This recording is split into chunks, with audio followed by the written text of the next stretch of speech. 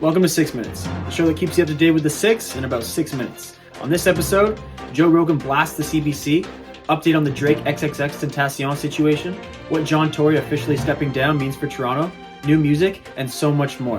I'm your host, Georgie. Let's get right to these stories.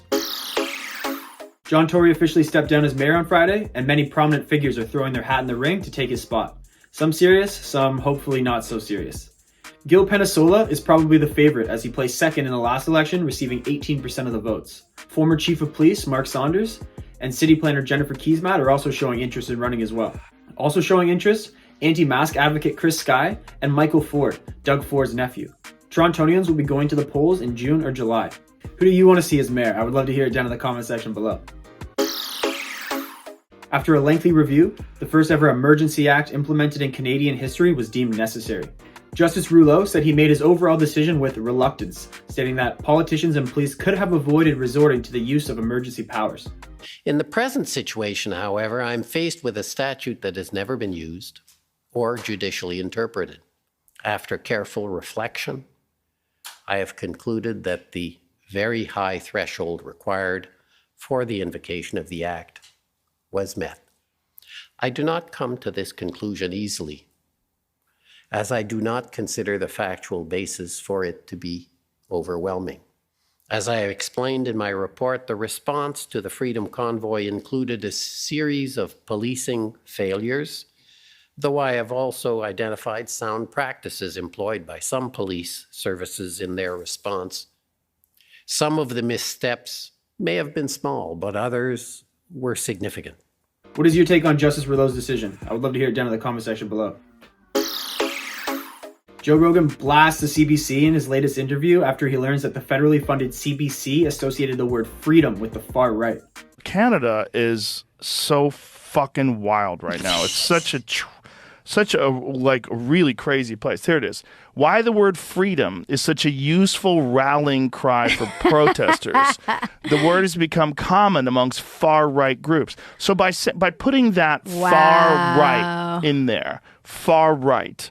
But there's no indication whatsoever that those truckers in Canada were far right. A lot of those are working class people that just did not like the idea that they were being forced to do this medical procedure in order to keep their job. And so they label them as far right. Yeah. Trudeau personally labeled them as racists and misogynists. Just so he could disparage them. Yeah. The fact that the CBC even compared freedom of bodily autonomy and freedom to protest peacefully to the far right is just disgusting. This is a terrible misuse of Canadian taxpayers' money. Links for everything I'm talking about today will be in the description down below.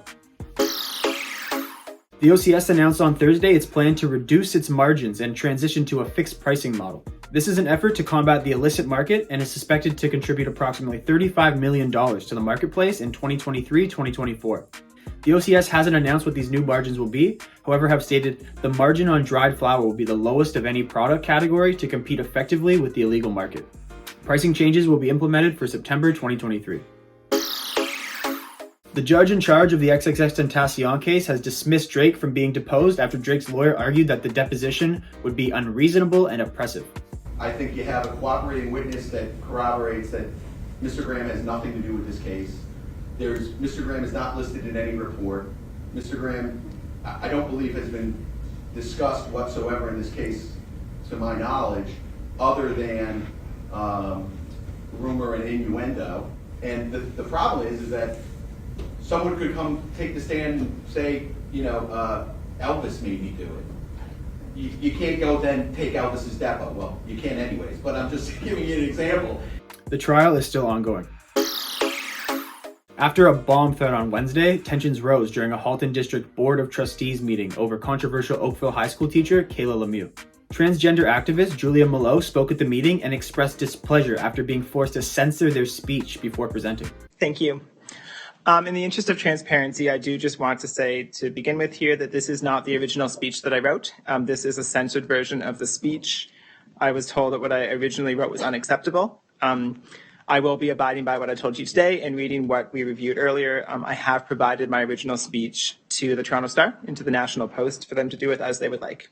The part left out reads, There are also breast forms that exaggerate natural proportions and are used by the drag industry and sex workers. The distinction between these very different products is quite clear, and a well-written professionalism policy should have no difficulty distinguishing between the two. There have currently been no repercussions for the teacher who many believe is looking to get fired, and neighbors say dresses like this when they're not at school. Follow Showcase Toronto to keep up with this whole story. New music this week. NorthsideBenji dropped his 5-song EP Prophecy on Friday. This one's called Blue Jay. Check this one out. Banger. It's 100 shots behind me and them. Rollies in the sky, you make it fur on the ground. I'm dying to live, it's hard to live when they dying. Look into my soul and you can. On V-Day, Pavlin dropped Love. Check this one out. Girl, I can't even hide no more. Thought that it was real and our hearts won't fade. No, I won't even lie no more, cause I don't know what to say. Yeah. And you won't look me in the eyes, no. Casper TNG dropped Me and Me on Friday.